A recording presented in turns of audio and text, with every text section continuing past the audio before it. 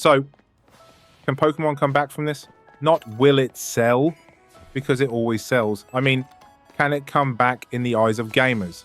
The people who are tired of paying premium and feeling like they got good enough?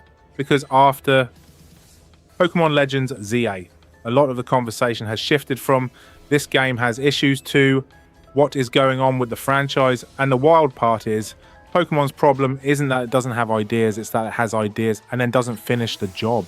When people say Pokemon fell off, they don't mean I hate Pokemon now. They mean they don't trust the next release to feel polished. That's the real damage. Not sales, trust. And trust is harder to rebuild than hype, because hype is marketing, trust is experience. Pokemon doesn't feel like it's competing anymore. It feels like it's managing a brand, and I'm not the only one saying it. There are mainstream reviews and write-ups pointing out a vibe of minimal effort complacency around the franchise's output and the way it can still sell millions regardless. That's why ZA hit different. People weren't just disappointed, some felt taken for granted. Now, I'm not here to do the Pokemon is dead routine. Pokemon can come back because the ingredients are still insane. Best creature designs in gaming history, the strongest brand recognition on the planet, a battle system people still love, and a player base that wants to be impressed again. But there's a condition. They have to act like they want the goodwill back. The next big Pokemon game on the calendar is Pokemon Pocopia, releasing March 5th, 2026 for Nintendo Switch 2. It's positioned as a cozy crafting building life sim where you play as Ditto shaping a habitat for Pokemon, and the other major upcoming title is Pokemon Champions, a battle-focused game coming in 2026 for Switch Plus Mobile, and it's even being positioned as a core platform for competitive play going into Worlds 2026. So here's the point, the next releases aren't exactly Gen 10 mainline RPG energy, they're more like spin-off pillars, one cozy, one competitive. And honestly, that's an opportunity. If Pocopia lands, it proves Pokemon can still do fresh without it feeling half-baked. If Champions lands, it proves Pokemon can still deliver a polished experience around the one thing everyone agrees Pokemon has always done well, battles. But neither of these fixes the core complaint that's been building for years. Mainline style Pokemon needs a serious quality leap, and this is where Digimon enters the chat. I'm going to say something that will get me yelled at, but hear me out. Digimon Story Time Stranger looks like a team, chose an art direction that fits their budget, and then committed. Reviews praise its anime style and overall presentation. Previews specifically call out its 3D, cel-shaded models and stylized approach. That's the key, not better graphics in the realism sense, better art direction. Because stylized graphics age better, run better, and hide technical limitations better, and players notice.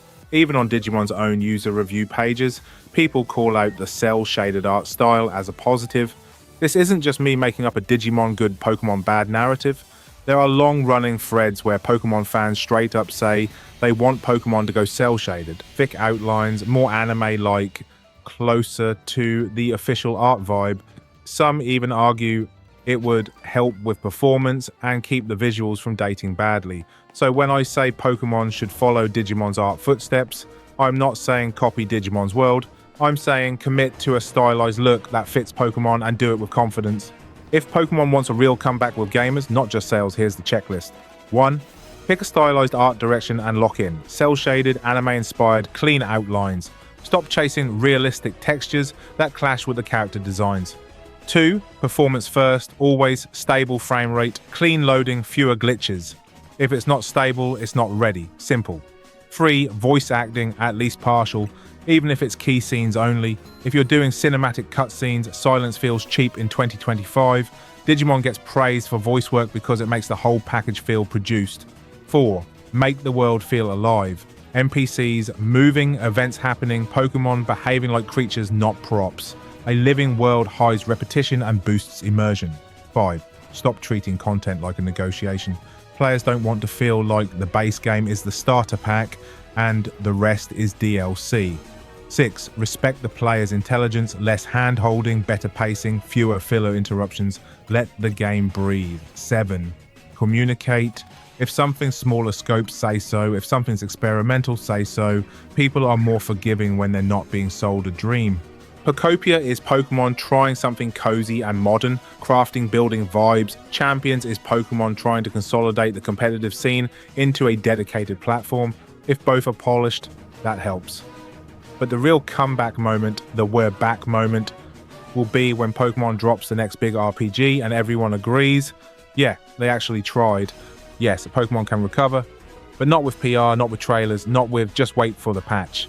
Pokemon recovers when it does one thing: deliver a complete, polished, confident game on day one at premium price.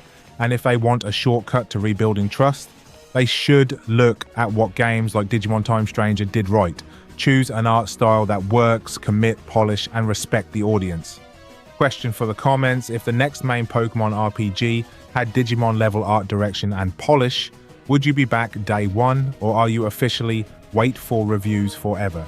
And yeah, that's where I'm at. If you made it this far, thank you for watching. If you enjoyed this, hit like, subscribe, and drop a comment. Can Pokemon actually come back, or are you wait for reviews forever? And if you want more Pokemon versus Digimon comparisons, reviews, and hot takes, let me know what game to cover next. Thanks again. Peace.